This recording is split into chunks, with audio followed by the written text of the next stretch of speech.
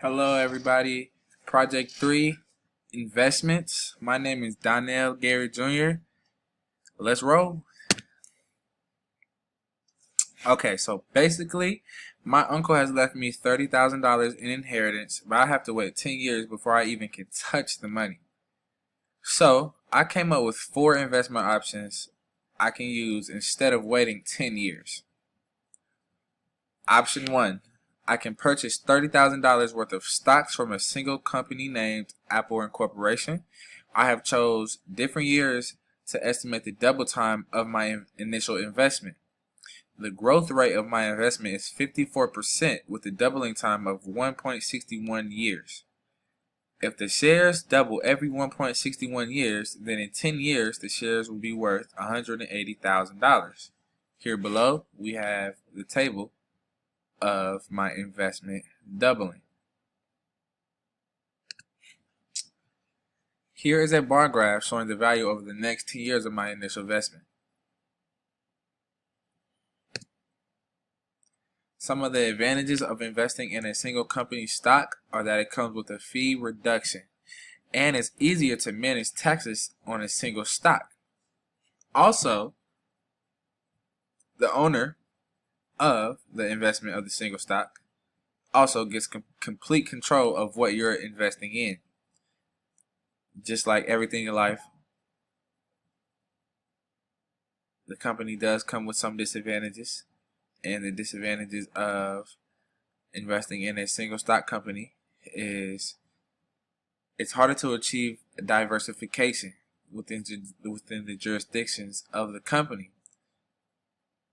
With that being said, it requires more time monitoring your portfolio because all of your eggs are in one basket. So one wrong move, you can potentially lose your whole investment. So it's making sure that you know everything about this investment and that you're careful about what you're doing and aware of your actions. So let's get on to option 2 now. The second option I have came up with is that I could purchase a 10-year CD at a fixed rate. The company I have decided to invest in is Discover Bank, and they have a 2.30% APY, and it's about $2,500 to minimum to start up with the company.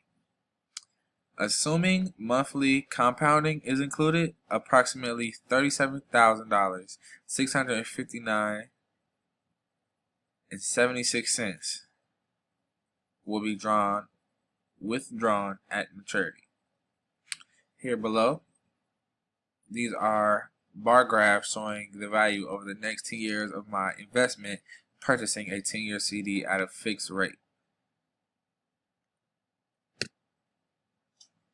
Some advantages of purchasing a 10-year CD at a fixed rate is that the Federal Deposit Insurance Corporation insures CDs up to $250,000, and that CDs usually offer higher interest rates rather than checking and savings accounts. However, just like everything in life, there are some disadvantages, and the disadvantage of purchasing a CD of 10 years at a fixed rate is that money is tied up for life of that certificate the CD is under. And also that CDs don't keep up with the current inflation rate of the economy. So that's something to really pay mind to and something to think about, because it does come with a lot of advantages, but it does have some disadvantages. So moving on to option 3. My third option is to purchase a rental property, which is in about $110,000, and I would need to put down a 20% down payment. So that means I would need to put down $22,000 for my down payment. I would need to borrow $88,000 from the bank in order to pay for the home to rent. The current fixed rate of the mortgage I would be paying for this home is 3.73%.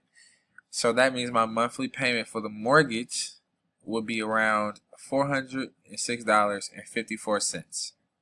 The total cost of home ownership over 1 year would be $14,000, $653.48. And the total rental income over 1 year would be $14,000 and $440. As you can see, the total cost of home ownership is more than the total rental income. So we're actually losing money. So the net cash flow over 1 year would be negative $253.48. So if we times that by 10 to find our net cash flow for the next 10 years, it would be negative $2,000, $534.80. And here below is our graph showing the net cash flow over 10 years of our rental property.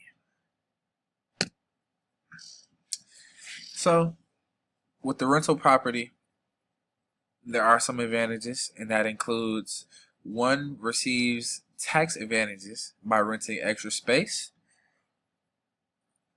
The owner of the home has the potential of earning a very, very, very high income depending on the initial cost of the house, the amount of repairs the house needs, and a few other factors.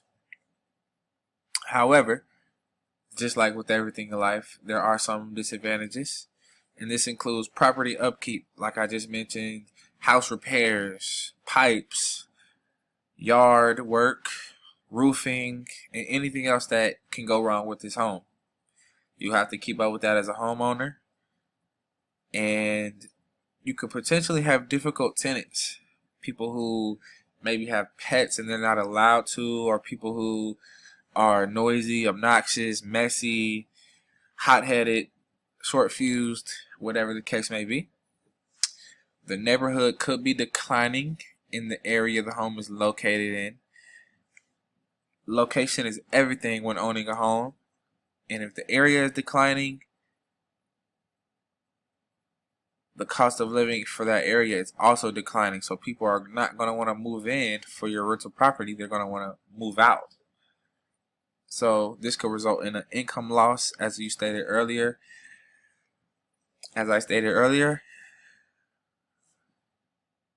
We were losing money in that scenario. So just making sure that this investment is something that you can keep up with is something that we need to think about, or I need to think about inheriting my money with. So with this being said, let's go to option 4.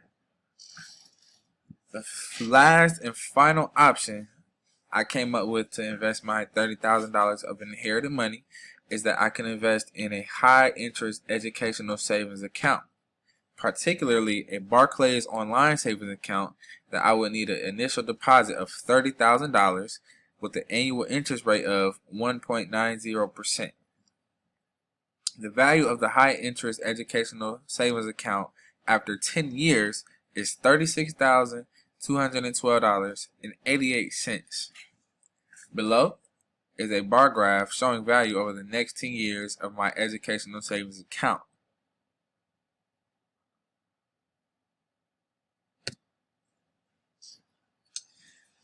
There are some advantages of investing in an educational savings account, and that it's no minimum balance required, and that the account has higher interest rates. But as I said, there are some disadvantages, and that this includes limited withdrawals on the account, and that these educational savings accounts have temporary introduction rates.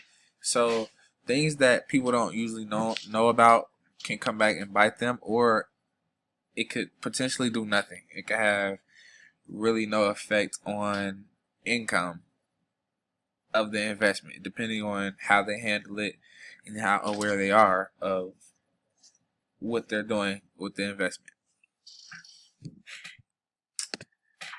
So as I've been talking, I've been thinking about all of the options I've came up with, and after considering all of the options, I believe investing in the educational savings account will be the best option for me in the future of my family.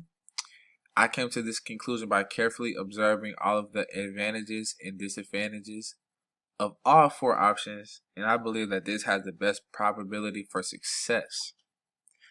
The total income will grow with this account, and I will be making more money in the long run with less risk of losing my investment.